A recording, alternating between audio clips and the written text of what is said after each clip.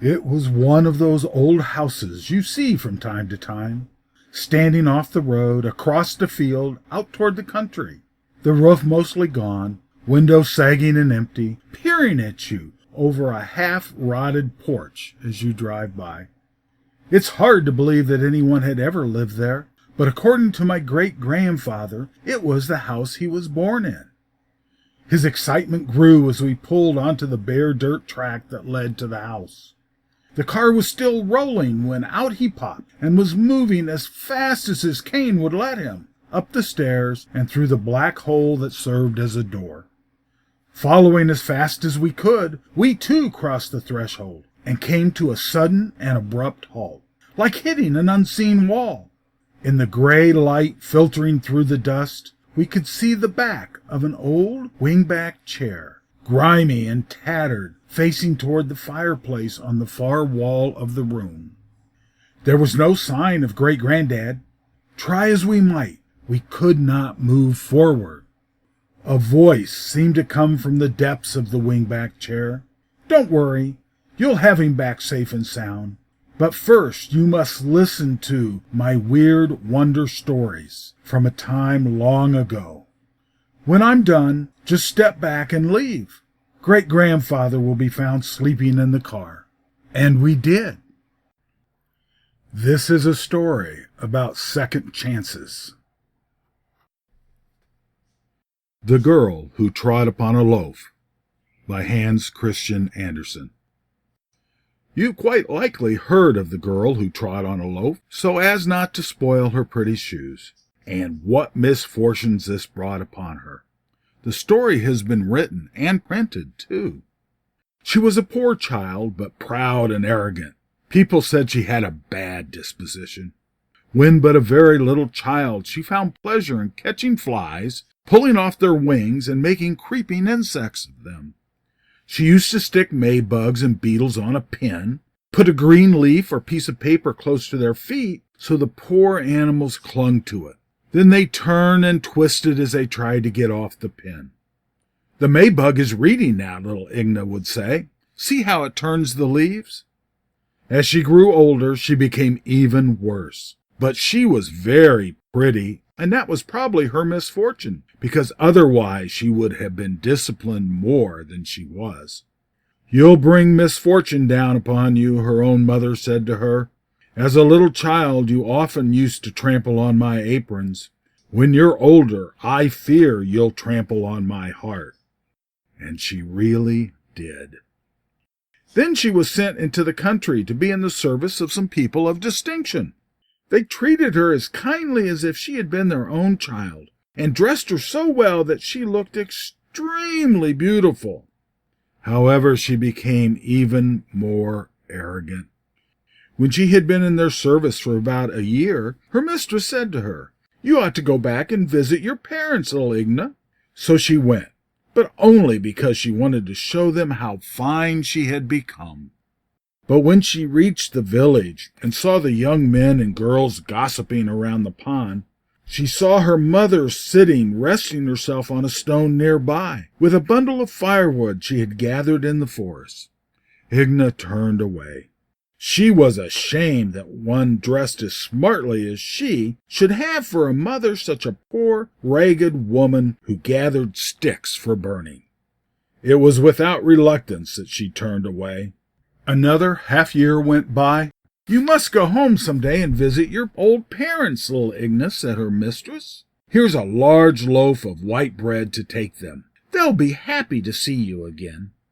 So Igna put on her best dress and her fine new shoes. She lifted her skirt high and walked very carefully, so her shoes would stay clean and neat, and for that no one could blame her. But when she came to where the path crossed over marshy ground, there was a stretch of water and mud before her. She threw the bread into the mud so she could use it as a stepping stone and get across with dry feet. But just as she placed one foot on the bread and lifted the other up, the bread sank in deeper and deeper, carrying her down till she disappeared entirely. Nothing could be seen but a black, bubbling pool. That's the story. But what became of her? She went down to the marsh woman who brews down there. The marsh woman is an aunt of the elf maidens who are very well known. There have been poems written about them and pictures painted of them. But nobody knows much about the marsh woman, except that when the meadows begin to reek in the summer, the old woman is at her brewing down below. Little Igna sank into this brewery, and no one could stand it very long there. A cesspool is a wonderful place compared to the marsh woman's brewery. Every vessel is reeking with horrible smells that would turn a human being faint, and they are packed closely together. Even if there were enough space between them to creep through, it'd be impossible because of the slimy toads and the fat snakes that are creeping and slithering along.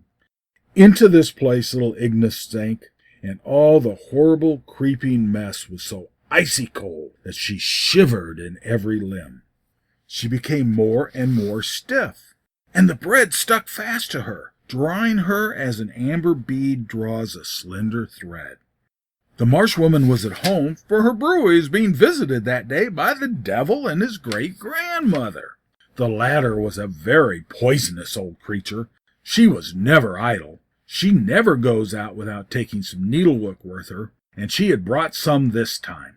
She was sewing bits of leather together so she could put them in people's shoes so they would have no rest. She embroidered lies, worked up into mischief, and slandered thoughtless words that would otherwise have fallen harmlessly to the ground. Yes, she could sew, embroider, and weave, that great old grandmother. She saw Igna, then put on her spectacles and looked at her again. "That girl has talent," she said. "Let me have her as a souvenir of my visit here. She'll make a suitable statue in my great-grandchildren's antechamber." And she was given to her. Thus little Igna went to hell. People don't always go directly down there. They can go by a roundabout way when they have the necessary talent. It was an endless antechamber. It made one dizzy to look forward and dizzy to look backwards, and there was a crowd of anxious, exhausted people waiting for the gates of mercy to be opened for them. They would have long to wait. Huge, hideous, fat spiders spun cobwebs of thousands of years lasting over their feet, webs like footscrews or manacles which held them like copper chains. Besides this, every soul was filled with everlasting unrest, an unrest of torment and pain. The miser stood there, lamenting that he had forgotten the key to his money box. Yes, it would take too long to repeat all the tortures and troubles of that place. Igna was tortured by standing like a statue. It was as if she was fastened to the ground by a loaf of bread. "This is what comes of trying to have clean feet," she said to herself. "Look at them stare at me." Yes, they all stared at her with evil passions glaring from their eyes, and spoke without a sound coming from their mouths. They were frightful to look at. "It must be a pleasure to look at me," thought little Igna. "I have a pretty face and nice clothes." Then she turned her eyes. Her neck was too stiff to move. My, how soiled she had become in the marsh woman's brewery. Her dress was covered with clots of nasty slime. A snake had wound itself in her hair and dangled over her neck, and from every fold of her dress an ugly toad peeped out, barking like an asthmatic lapdog. It was most disagreeable. But all the others down here look horrible too, was the only way she could console herself. Worst of all was the dreadful hunger she felt. Could she stoop down and break off a bit of the bread on which she was standing? No, her back had stiffened. Her arms and hands had stiffened. Her whole body was like a statue of stone. She could only roll her eyes. But these she could turn entirely around, so she could see behind her, and that was a horrid sight. Then the flies came and crept to and fro across her eyeballs. She blinked her eyes, but the flies did not fly away, for they could not. Their wings had been pulled off, and they had become creeping insects. That was another torment added to the hunger, and at last it seemed to her as if part of her insides were eating itself up. She was so empty, so terribly empty. "If this keeps up much longer, I won't be able to stand it," she said. But she had to stand it. Her sufferings only increased. Then a hot tear fell upon her forehead. It trickled over her face and neck, down to the bread at her feet. Then another tear fell, and many more followed. Who could be weeping for poor little Igna? Had she not a mother up there on earth? A mother's tears of grief for her erring child will always reach it, but they do not redeem, they only burn, and they make the pain greater. And this terrible hunger, being unable to snatch a mouthful of the bread she trod underfoot. She finally had a feeling that everything inside her must have eaten itself up. She became like a thin, hollow reed, taking in every sound. She could hear distinctly everything that was said about her on the earth above. But what she heard was harsh and evil. Though her mother wept sorrowfully, she still said, "Pride goes before a fall. It was your own ruin, Igna. How you have grieved your mother." Her mother and everyone else up there knew about her sin, that she had trod upon the bread and had sunk and stayed down. The cowherd, who had seen it all from the brow of the hill, told them. "How you have grieved your mother, Igna," said the mother. "Yes, I expected this." "I wish I had never been born," thought Igna. "I would have been much better off. My mother's tears cannot help me now." She heard how her employers, the good people who had been like parents to her, spoke. She was a sinful child, they said. She did not value the gifts of our Lord, but trampled them underfoot. It will be hard for her to have the gates of mercy opened to let her in. Well, they ought to have brought me up better, Igna thought. They should have beaten the nonsense out of me if I'd had any. She heard that a song had been written about her. The haughty girl who stepped upon a loaf to keep her shoes clean. It was being sung from one end of the country to the other. Why should I have to suffer and be punished so severely for such a little thing, she thought. The others certainly should be punished for their sins too. But then, of course, there would be many to punish. Oh, how I am suffering. Then her mind became even harder than her shell-like form. No one can ever improve in this company. I don't want to be any better. Look at 'em glare at me. Her heart became harder and full of hatred for all mankind. Now they have something to talk about up there. Oh, how I am suffering. When she listened, she could hear them telling her story to children as a warning, and the little ones called her the wicked Igna. She was so very nasty, they said. So nasty she deserved to be punished. The children had nothing but harsh words to speak of her. But one day, when hunger and misery were gnawing at her hollow body, she heard her name mentioned and her story told to an innocent little girl. The girl burst into tears of pity for the haughty, clothes-loving Igna. "But won't she ever come up again?" the child asked. "She will never come up again," they answered her. "But if she would ask forgiveness and promise never to be bad again?" "But she will not ask for forgiveness," they said. "Oh, how I wish she would," the little girl said in great distress. "I'd give my dollhouse if she would come up. It's so dreadful for poor little Igna." These words reached right down to Igna's heart and almost seemed to make her good. For this was the first time anyone had said, "Poor Igna," and not added anything about her faults. An innocent little child has wept and prayed for her, and she was so touched by it that she wanted to weep herself. But the tears would not come, and that was also a torture. The years passed up there, but down below there was no change. Igna heard fewer words from above. There was less talk about her. At last, one day, she heard a deep sigh and the cry, "Igna, Igna, how miserable you have made me. I knew that you would." Those were the dying words of her mother. She heard her name mentioned now and then by her former mistress, and it was in the mildest way that she spoke. "I wonder if I'll ever see you again, Igna. One never knows where one is to go. But Igna knew that her kindly mistress would never descend to the place where she was. Again a long time passed, slowly and bitterly. Then Igna heard her name again, and she beheld above her what seemed to be two bright stars shining down on her. They were two mild eyes that were closing on earth. So many years had passed since a little girl had wept over poor Igna that the child had become an old woman, and now was being called by the Lord to himself.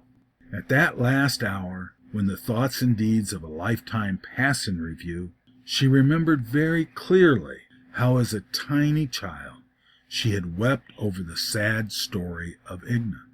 That time and that sorrow were so intensely in the old woman's mind at the moment of her death that she cried out with all her heart, "My Lord, have I not often, like poor Igna, trampled underfoot your blessed gifts, and counted them of no value? Have I not often been guilty of the sin of pride and vanity in my innermost heart? But in your mercy you did not let me sink into the abyss, but did sustain me. Oh, forsake me not in my final hour." Then the old woman's eyes closed, but the eyes of her soul were opened to things formerly hidden. And as Igna had been so vividly present in her last thoughts, she could see the poor girl, see how deeply she had sunk. And at that dreadful sight the gentle soul burst into tears. In the kingdom of heaven itself she stood like a child, and wept for the fate of the unhappy Igna. Her tears and prayers came like an echo down to the hollow, empty shape that held the imprisoned, tortured soul, and that soul was overwhelmed by all that unexpected love from above. One of God's angels wept for her. Why was this granted her? The tormented soul gathered into one thought all the deeds of its earthly life and trembled with tears, such tears as Igna had never wept before. Grief filled her whole being. And as in deepest humility she thought that for her the gates of mercy would never be opened, a brilliant ray penetrated down into the abyss to her. It was a ray more powerful than the sunbeams that melt the snowmen that boys make in their yards. And under this ray, more swiftly than the snowflake falling upon a child's warm lips melts into a drip of water, the petrified figure of Igna evaporated. Then a tiny bird arose and followed the zigzag path of the ray up to the world of mankind. But it seemed terrified and shy of all about it, as if ashamed and wishing to avoid all living creatures. It hastily concealed itself in a dark hole in a crumbling wall. There it sat, trembling all over, and could utter no sound, for it had no voice. It sat for a long time before it dared to peer out and gazed at the beauty about. Yes, there was beauty indeed. The air was so fresh and soft, the moon shone so clearly, the trees and flowers were so fragrant, and the birds sat in such comfort with feathers clean and dainty. How all creation spoke of love and beauty. The bird wanted to sing out the thoughts that filled its breast, but it could not. Gladly would it have sung like the nightingale or the cuckoo in the springtime. Our Lord, who hears the voiceless hymn of praise, even from a worm, understood the psalm of thanksgiving that swelled in the heart of the bird, as the psalm echoed in the heart of David before it took shape in words. For weeks these mute feelings of gratitude increased. Some day surely they would find a voice, perhaps with the first stroke of the wing performing some good deed. Could this not happen? Now came the feast of Holy Christmas. Close by the wall a farmer set up a pole and tied an unthreshed bundle of oats on it, that the fowls of the air might also have a merry Christmas and a joyous meal in this the day of our Savior. Brightly the sun rose at Christmas morning and shone down upon the oats and all the chirping birds that gathered around the pole. Then from the wall there came a faint tweet, tweet, The swelling thoughts had at last found a voice, and the tiny sound was a whole song of joy as the bird flew forth from its hiding place. In the realm of heaven, they well knew who this bird was. The winter was unusually severe. The ponds were frozen over thickly. The birds and wild creatures of the forest had very little food. The tiny bird flew about the country roads, and whenever it chanced to find a few grains of corn that fell in the ruts made by the sleds, it would eat but a single grain itself, and called all the other hungry birds that they might have some food. Then it would fly into the towns and search closely, and wherever kindly hands had strewn breadcrumbs outside the windows for the birds, it would eat only a single crumb and give all the rest away. By the end of the winter, the bird had found and given away so many crumbs of bread that they would have equaled in weight the loaf upon which little Igna had stepped to keep her fine shoes from being soiled. And when it had found and given away the last crumb, the gray wings of the bird suddenly became white and expanded. "Look, there flies a sea swallow over the sea," the children said when they saw the white bird. Now it seemed to dip into the water. Now it rose into the bright sunshine. It gleamed in the air. It was not possible to see what became of it. They said it flew straight into the sun. The end. And on the way home, we heard great-grandfather mumbling in his sleep. "Such marvelous stories," he said. "Such marvelous stories. I haven't heard these since I was a child." And he promptly fell back asleep.